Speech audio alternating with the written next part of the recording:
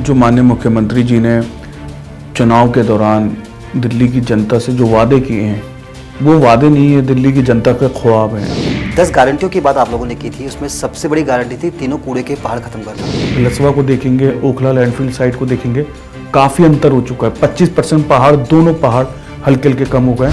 आपने कहा कि 25% तक डाउन हो गया है, 20% 20 से 25 ओखला वाला। जी, तो ऐसी क्या जादू की छड़ी है जो काम बीजेपी 15 साल में नहीं कर पाई, वो आपने कर दिया। एमसीडी में भ्रष्टाचार, उगाही, अफसरों का बोलबाला, इस पर भी लगाम लगाने की बात आप लोगों ने कही थी। एमसीडी को साफ सुथरा करना है, एक स्वच्छ एमसीडी करना है, और यही 10 गारंटीज में एक सबसे बड़ा मुख्यमंत्री जी का एक कहना था।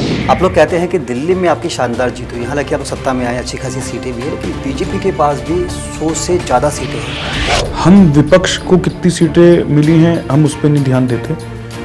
हमने इस चीज़ पे ध्यान दिया है कि हमें 134 सीटें दिल्ली की जनता ने दी हैं। लेकिन बीजेपी ये कह रही है कि जब वो लोग सत्ता में थे और लगातार फंड के लिए गुहार लगाते थे दिल्ली सरकार से, तो अरविंद जी फंड रिलीज़ नहीं करते थे। आप लोग जब आए, मतलब आम आदमी पार्टी जब एमसीडी में आई, तो लगातार फंड एमसीडी को दे रहे हैं। आपको कोई ऑब्जेक्शन थी कि भैया आपने ये मांगा और वहाँ से नहीं मिला, तो आपको कोर्ट में जाना चाहिए था। दिल्ली के एमसीडी चुनावों में इस बार निगम का एकीकरण उतना बड़ा मुद्दा नहीं था जितना बड़ा दिल्ली बीजेपी का पिछले 15 सालों से निगम की सत्ता से बाहर होना। जी हाँ, एमसीडी चुनावों में आम आदमी पार्टी ने इस बार बम्पर सीट हासिल की, और उसके बाद दिल्ली में क्या कुछ विकासात्मक कार्य चल रहे हैं। अरविंद केजरीवाल जी ने जो 10 गारंटियां दिल्ली के लोगों को दी थी, उन गारंटियों पर दिल्ली का नगर निगम क्या कुछ काम कर रहा है, इसी मुद्दे पर बातचीत करेंगे। आज हमारे स्टूडियो में पुनः एकीकरण एमसीडी के दिल्ली के पहले डिप्टी मेयर आले मोहम्मद इकबाल हैं। जानेंगे इनसे दिल्ली के विकास के लिए क्या कुछ योजनाएं और कैसे अरविंद केजरीवाल की 10 गारंटियों को पूरा करने के लिए ये लोग काम कर रहे हैं। आले साहब, स्वागत है आपका पंजाब केसरी नवोदय टाइम्स में। बहुत बहुत शुक्रिया जी, पहले आपको 38 दिन का मौका मिला, उसके बाद अब पूरा 1 साल का टेन्योर है। लोग जानना चाहते हैं कि 1 साल में ऐसे कौन से काम हैं जो आपकी प्रायोरिटी पे जिन्हें आप करके दिखाएंगे। देखिए, दिल्ली बहुत बड़ी रियासत है और 2 करोड़ से ज़्यादा की आबादी वाली दिल्ली है। और जो माननीय मुख्यमंत्री जी ने चुनाव के दौरान दिल्ली की जनता से जो वादे किए हैं, वो वादे नहीं है, दिल्ली की जनता के ख्वाब हैं, दिल्ली की जनता के वो सपने हैं। उन सपनों को पूरा करना, उस पर एक मजबूत रोड मैप बनाना और दिल्ली की जनता के समक्ष उसको ग्राउंड ज़ीरो पे जेन्युइनली काम करना, उसकी तैयारियों पे लगे हुए हैं।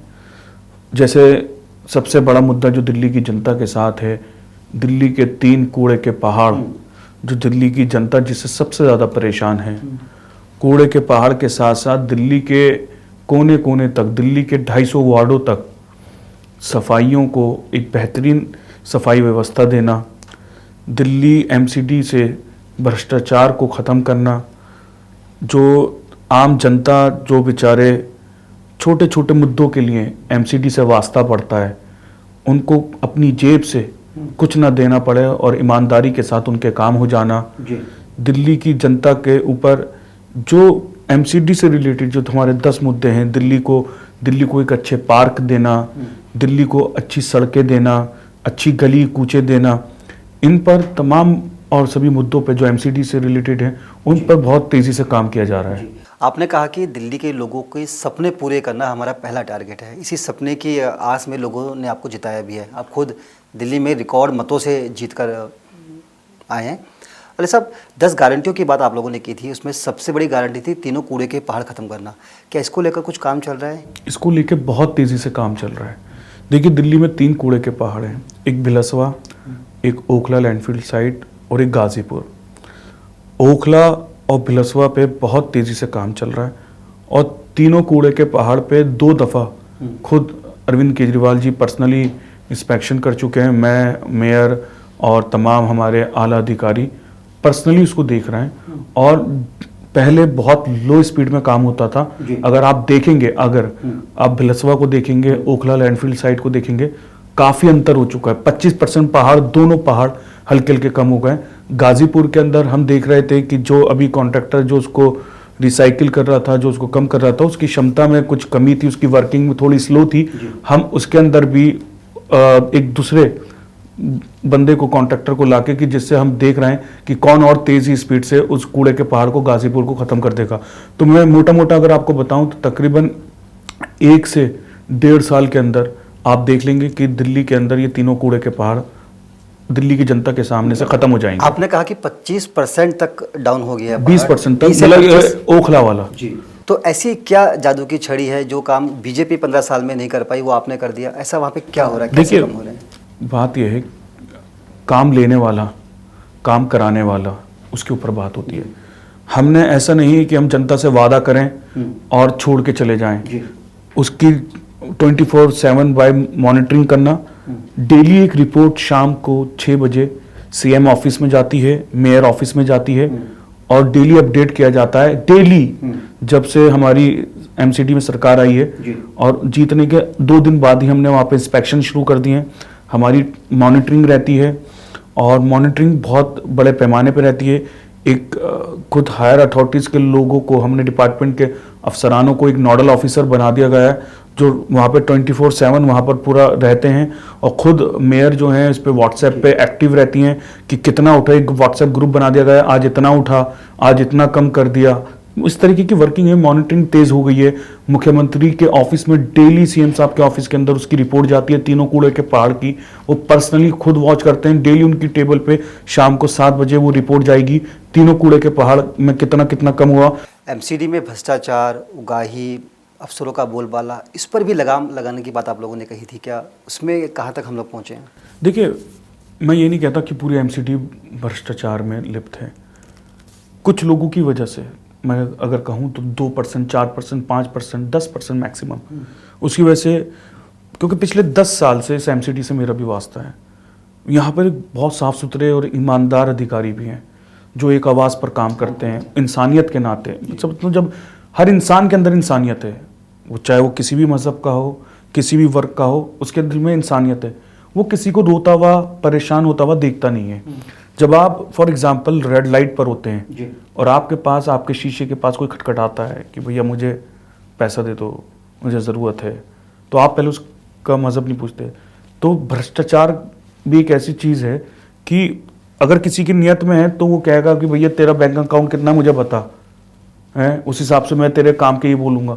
मगर एमसीडी में भी आज भी बहुत इंसानियत के ऑफिसर्स बैठे हुए हैं, और जो खुद चाहते हैं कि सिर्फ उन कुछ % की वजह से पूरी नगर निगम बदनाम है। यहाँ पे 0% टॉलरेंस, मतलब बिल्कुल बर्दाश्त नहीं किया जाएगा। साफ़ सुथरी चाहिए, एमसीडी को साफ़ सुथरा करना है, एक स्वच्छ एमसीडी करना है। और यही 10 गारंटीज़ में एक सबसे बड़ा मुख्यमंत्री जी का एक कहना था कि भ्रष्टाचार मुक्त नगर निगम बनाएंगे। अले भाई, आप पुरानी दिल्ली के इलाके से आते हैं और सीनियर पार्षद भी हैं, फिलहाल डिप्टी मेयर भी हैं।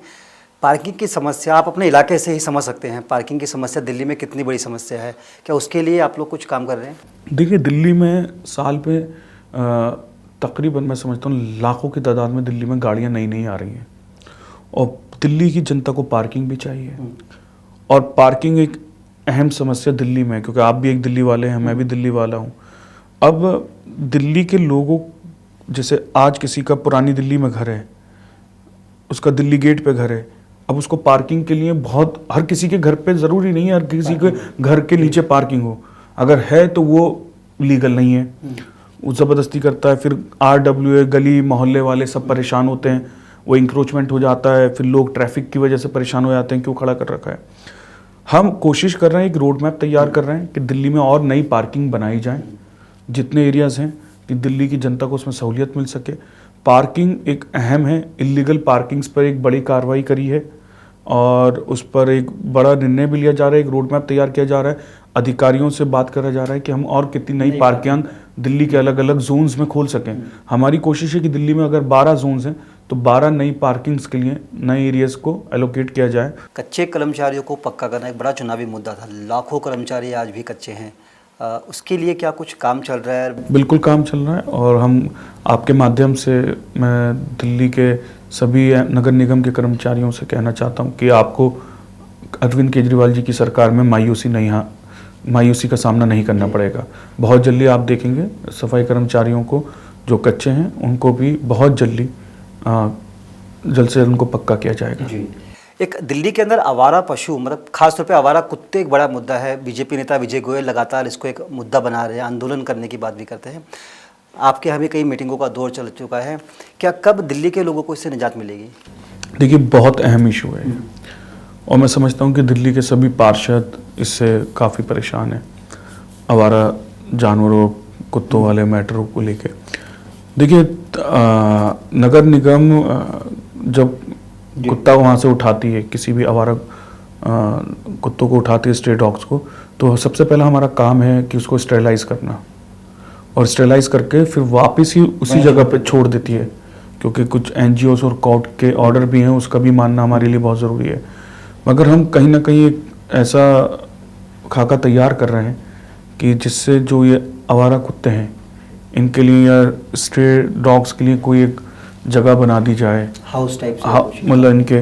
मगर अब आप एक कुत्ता दूसरे इलाके में अपने इलाके के अंदर दूसरे कुत्ते को भी नहीं एंटर करने देता, वो एक समस्या है। और वो एक अलग समस्या है। अब आप एक ही जगह पर 100 कुत्ते तो रख नहीं सकते, 200-500, वो भी दिल्ली के अलग अलग कोने के लाओ। तो इसमें जो हमने कुछ एक्सपर्ट्स की मदद ले रहे हैं और इस पे एक हमने तकरीबन 4 से 5 मीटिंगें हमने अपने वेटनरी डिपार्टमेंट के साथ ली हैं और हम दिल्ली की सभी जो डॉग लवर्स हैं, जो स्ट्रे डॉग्स लवर्स हैं, उनके साथ भी हमने एनजीओ के साथ, संस्थाओं के साथ हमने मीटिंग करी है और तकरीबन उस मीटिंग के अंदर हमने अभी नेक्स्ट मीटिंग उनके साथ होने वाली है, तो उस पर भी कुछ ना कुछ हल निकालेंगे, दिल्ली की जनता को स्ट्रे डॉग से किस तरीके से निजात मिल सके। मगर हमारा ये है कि उनकी आबादी ना बढ़े, तो हम 100% उस पर स्टेरिलाइजेशन के अंदर जा रहे हैं। और तकरीबन जो हमारे विभाग का एक डेटा है उसमें उन्होंने ये कहा है तकरीबन 70% से ज़्यादा दिल्ली के आवारा कुत्तों को स्टेरिलाइज कर दिया गया है।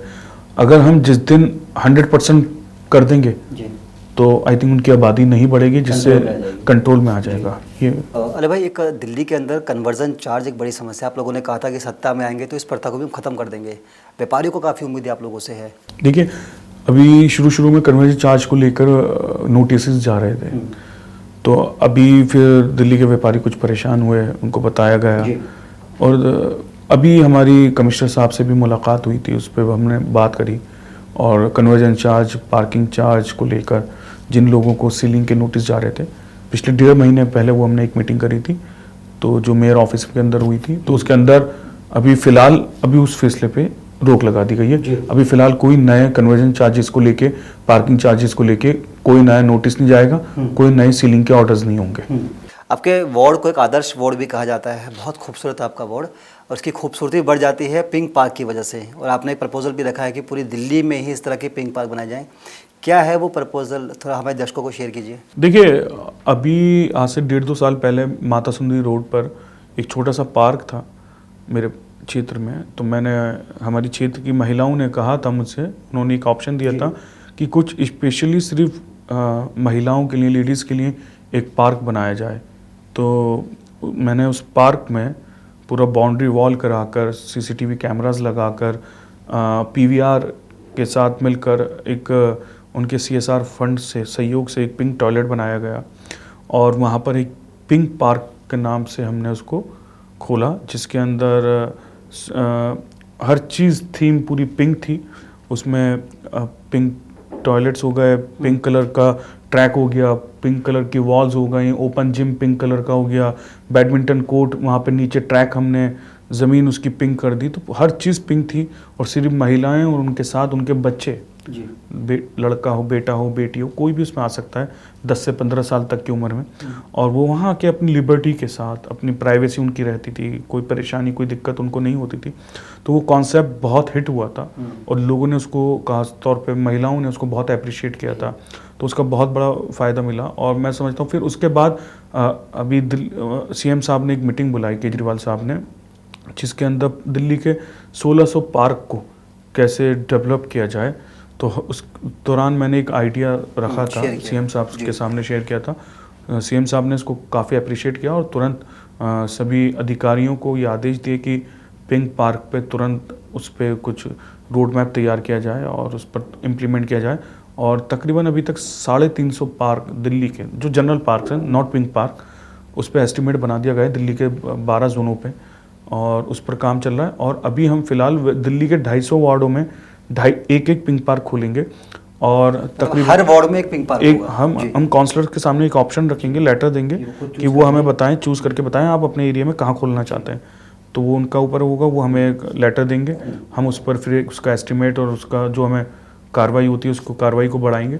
मगर फिलहाल अभी 12 के 12 जोन में एक एज अ पायलट प्रोजेक्ट हम पिंक पार्क खोलने जा रहे हैं, जिसका कल ही हमने अधिकारियों को हमने कह दिया है कि इस पर तुरंत आप एस्टिमेट तैयार कर लें और 12 जोनों में कोई एक अच्छा पार्क ढूंढें जिसमें हम pink park as a pilot project start करते हैं।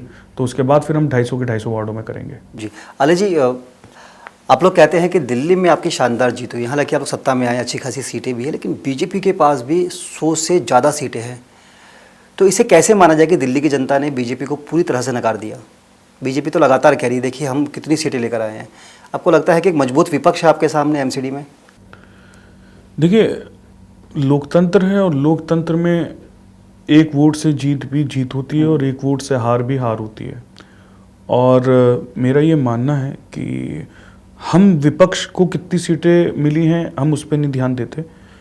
हमने इस चीज़ पे ध्यान दिया है कि हमें 134 सीटें दिल्ली की जनता ने दी हैं, जो नगर निगम के अंदर एक मजबूत सरकार का एक बेहतरीन मैंडेट है। और हम अपनी कार्यशैली पर बहुत स्पीड से काम कर रहे हैं। हम अगर इस पर ध्यान देंगे कि विपक्ष हमारी चीज़ों पे आलोचनाएं करेगा, विपक्ष हमारे कामों पर रुकावट करेगा, तो फिर हम कभी आगे नहीं बढ़ पाएंगे। हम पीछे मुड़ के नहीं देखना चाहते।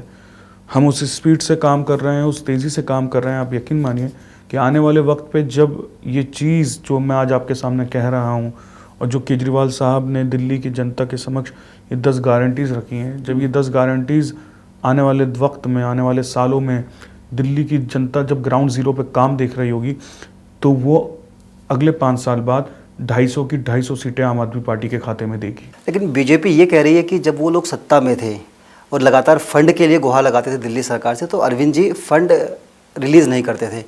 आप लोग जब आए, मतलब आम आदमी पार्टी जब एमसीडी में आई, तो लगातार फंड एमसीडी को दे रहे हैं। क्या दोहरा रवैया था? आपको ऐसा कुछ लगता है? देखिए, अगर मेरा ये कहना है आपसे, मैं उस वक्त में पार्षद रहा हूँ 10 साल, ऐसा कुछ नहीं था। हर वक्त जो मांगा गया नगर निगम ने वो दिल्ली सरकार ने हमेशा दिया। अगर आपको कोई ऑब्जेक्शन थी तो आप कोर्ट चले जाते। आपको कोई ऑब्जेक्शन थी कि भैया आपने ये मांगा और वहाँ से नहीं मिला, तो आपको कोर्ट में जाना चाहिए था। तो ये सिर्फ काम ना करने के बहाने थे और अपनी नाकामियाँ गिनवाना और उधर भांडा फोड़ना, उस तरफ कह देना कि उस वक्त पैसा नहीं दिया। जो ईमानदारी के साथ जो नगर निगम के अंदर जो खुद का हमारा रेवेन्यू जनरेट होता है, वही पैसा सालों तक एमसीडी के अंदर नहीं लग पाता था। जो एमसीडी अपना ही जनरेट करती है रेवेन्यू, वो ही नहीं लग पाता था। मगर आज ये कह देना कि दिल्ली सरकार हमें उस वक्त में ये नहीं देती थी, ऐसा कुछ नहीं है, सिर्फ ना करने के बहाने हैं ये। एक आखिरी सवाल है आपसे कि पहले अरविंद जी कहते थे कि अगर कोई आपसे रिश्वत मांगे तो बोल देना कि आम आदमी पार्टी वाले आ जाएंगे। कर्नाटक में कांग्रेस की शानदार जीत हुई है, तो कभी आप लोग उससे कहते हैं अगर आप ठीक से काम नहीं करेंगे तो देखो कोई कांग्रेस वाले ना आ जाएं फिर से? नहीं, कभी ऐसा नहीं है। और मैं समझता हूँ कि कहने की ज़रूरत नहीं है। आम आदमी पार्टी का एक एक कार्यकर्ता और एक एक पार्षद पूरी ईमानदारी के साथ काम कर रहा है दिल्ली की जनता के, और बहुत शॉर्ट लिस्ट करके दिल्ली में इतनी बड़ी आबादी के अंदर एक एक बेहतरीन निगम पार्षद हमारे पास आया है। बहुत अच्छा और एक ईमानदार निगम पार्षद हमारे साथ आए हैं। उनके लिए काम और काम काम और अरविंद केजरीवाल जी की नीति, उनकी ईमानदारी और उस हिसाब से काम करना है। मैं समझता हूँ कि माननीय मुख्यमंत्री जी को, दिल्ली की जनता को आम आदमी पार्टी के पार्षदों की तरफ से कोई मायूसी हाथ नहीं लगेगी, सिर्फ विकास की नीतियों पे चलेंगे। चलिए, पूरी उम्मीद यही है कि दिल्ली में इसी तरह से विकासात्मक कार्य चलते रहें। फिलहाल अली साहब, आपका बहुत बहुत शुक्रिया बातचीत करने के लिए, समय देने के लिए। Thank you.